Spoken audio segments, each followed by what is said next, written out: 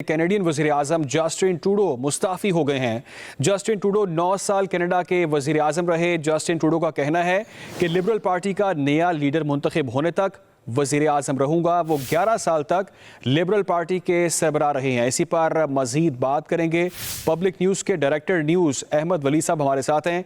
अहमद साहब, कैसा देख रहे हैं आप इस डेवलपमेंट को? कनाडा के वज़ीर आज़म जस्टिन ट्रूडो मुस्ताफ़ी हो गए।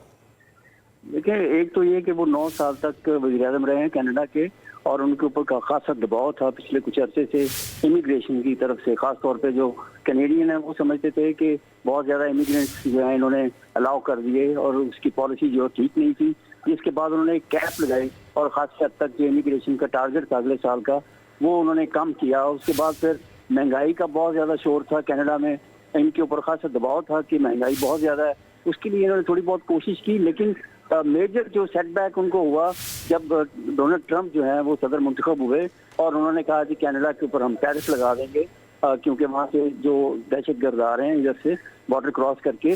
तो उसके ऊपर खासा दबाव था कि सर्वेस किए गए कनाडा में कि वो सही जवाब नहीं दे सके, कोई पॉलिसी सही नहीं बना सके, जिसकी वजह से उनकी अपनी पार्टी जो है वो भी खासी नाराज थी उनसे और दबाव डाल रही थी कि आपको इस्तीफा दे देना चाहिए। इससे पहले जो वहाँ की सिखों की एक पार्टी जिसके साथ इत्तेहाद का इनका, उन्होंने भी साथ छोड़ दिया था।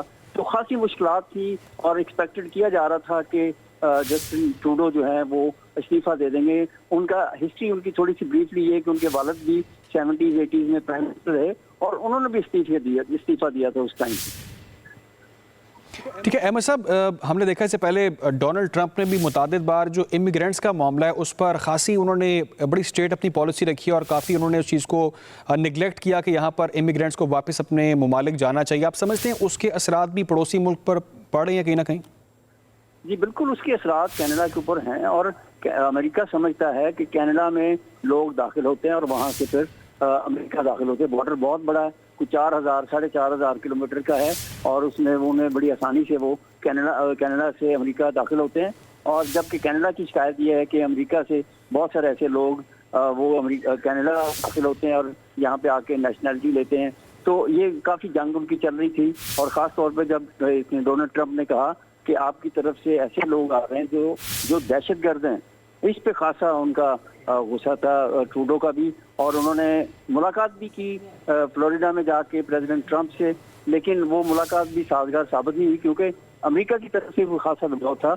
आपने देखा कि जब से वो सदर बने हैं डोनाल्ड ट्रंप तो मुख्तलिफ मुल्कों के जर्मनी और इंग्लैंड जो है उसके ऊपर भी दबाव डाल रहे हैं कि वहाँ पे जो हुकूमतें हैं वो ठीक काम नहीं कर रही, वो रिजाइन करें। इलॉन मस्क की तरफ से ये खासी ट्वीट्स आई हैं।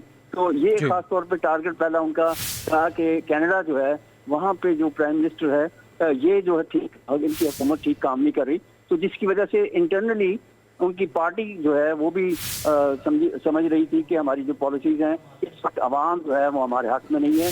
बेहतर ये है कि हम रेजिग्नेशन दें और इंतखाबात की तरफ जाएं, जब तक क्योंकि 20 अक्टूबर से पहले इंतखाबात होने हैं, उसके दरमियान यानी जितने अरसे के लिए प्राइम मिनिस्टर नया और पार्टी का नया मुंतखब होगा। बिल्कुल, अब जस्टिन ट्रूडो का कहना है कि लिबरल पार्टी का नया लीडर मुंतखब होने तक वज़ीर आज़म रहूँगा। वो 11 साल तक लिबरल पार्टी के सरबराह रहे। बहुत शुक्रिया अहमद वली आपका।